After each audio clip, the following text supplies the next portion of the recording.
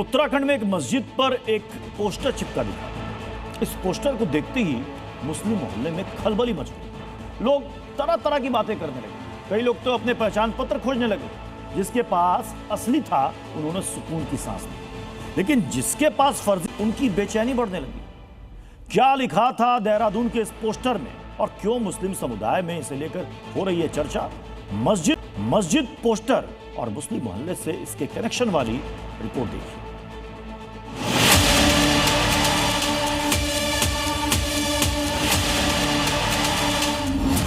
वो जो अवैध दस्तावेजों के आधार पर भारत में रह रहे हैं, अब उनको तो भागना ही होगा और मुझे लगता है कि प्रदेश सरकार उसके लिए प्रतिज्ञाबद्ध है। अब ये एनआरसी न लाकर एसआईआर ले आए हैं। स्पेशल इंटेंसिव रिवीजन में ये एक बल्क तौर से वोटर्स को नाम काट रहे हैं। ये वही पोस्टर है जिस पर उत्तराखंड में संग्राम छिड़ गया है। इस पोस्टर में ऐसा क्या है, आप खुद पढ़कर फैसला कर सकते हैं। एसआईआर 40 साल पुराने लोगों की जांच है, जिसकी लिस्ट नेट पर डाल दी गई है। जिनका नाम वोटर लिस्ट में, उन्हें कागज नहीं देना। जिनका नाम नहीं, वो अपने और बच्चों के कागज तैयार रखें। देहरादून की एक मस्जिद पर लगा ये पोस्टर वायरल हो रहा है। हालांकि लोगों को ये भी पता नहीं कि ये कौन सी मस्जिद पर चिपकाया गया है, लेकिन मुस्लिम मोहल्ले में खलबली तो मच गई है। हिंदूवादी संगठन कह रहे हैं कि बिना आग के धुआं कहां उठता है, कुछ तो गड़बड़ है।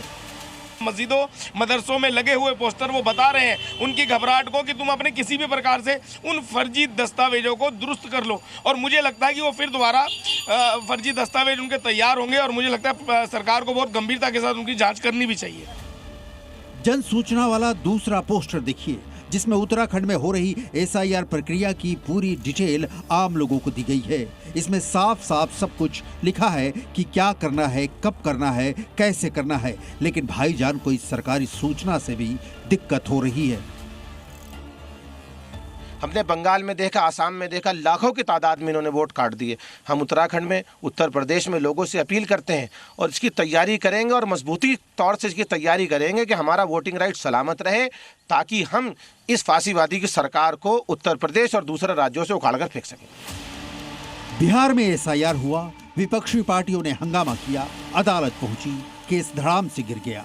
पश्चिम बंगाल में एसआईआर हुआ, टीएमसी अदालत पहुंची, लेकिन यहां भी केस गिर गया।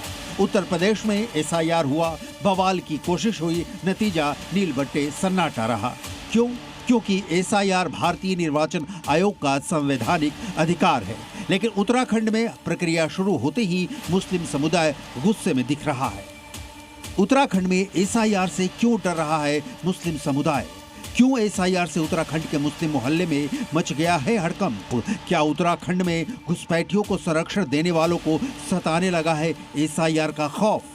उत्तराखंड बॉर्डर स्टेट है, नेपाल और चीन की सीमा से लगता राज्य है। उत्तराखंड में रोहिंग्या और बांग्लादेशी मुस्लिमों की घुसपैठ बड़ी समस्या रही है। उत्तराखंड में बढ़ रही मुस्लिम आबादी यानी बदलती डेमोग्राफी के खिलाफ धामी सरकार के लिए चिंता का विषय है। ऐसे माहौल में एसआईआर हो रहा है तो आपत्ति क्यों है? लेकिन मुद्दा सियासी है, लिहाजा हंगामा होना तय है। अगर माइंडसेट गलत है, मुझे लगता है, तो इस तरीके की बातें सामने आ रही हैं। और सिर्फ आप मुस्लिम बाहुल्य क्षेत्रों में क्यों कह रहे हैं? एसआईआर के लिए जो दस्तावेज इकट्ठे करने हैं वो तो आम जनता को भी करने हैं, वो तो हमें भी करने हैं, आपको भी करने हैं। तो ये पैनिक क्रिएट करने का कार्य सरकार क्यों कर रही है? जो पाकिस्तान जिंदाबाद के नारे लगाते हैं, जो गजवाए हिंद में भरोसा रखते हैं, तो निश्चित तौर पर उनकी तो जांच पड़ताल और उनकी पूरी गहनता से जांच का संवैधानिक अधिकार भारतीयों को है, सरकार को है। और इस राष्ट्र की सुरक्षा की दृष्टि से एसआईआर बहुत महत्वपूर्ण कदम है, बहुत पहले हो जाना चाहिए था। देश के 10 राज्यों में अब तक एसआईआर हो चुका है। कुछ राज्यों में प्रक्रिया बिल्कुल शांत तरीके से हो गई, लेकिन कुछ राज्यों में बवाल खड़ा करने की कोशिश की गई। उत्तराखंड में भी यही हो रहा है। सवाल है, अगर भाईजान के पास कागज है, भाईजान अगर देश के नागरिक हैं, वोटर हैं, तो उन्हें कागज तो दिखाना होगा। एसआईआर को लेकर के एक विशेष अपील की गई है, खास तौर से मुस्लिम समाज के लिए, और उसमें कहा गया है कि वो अपने दस्तावेजों को तैयार रखें ताकि एसआईआर के तहत जिस तरह का अभियान चल रहा है उसके तहत उनके जो वोटर लिस्ट है उनके नाम में किसी तरह से कटौती ना हो सके। कैमरा पर्सन नरेश भट्ट के साथ मैं रामानुज, जी मीडिया, देहरादून।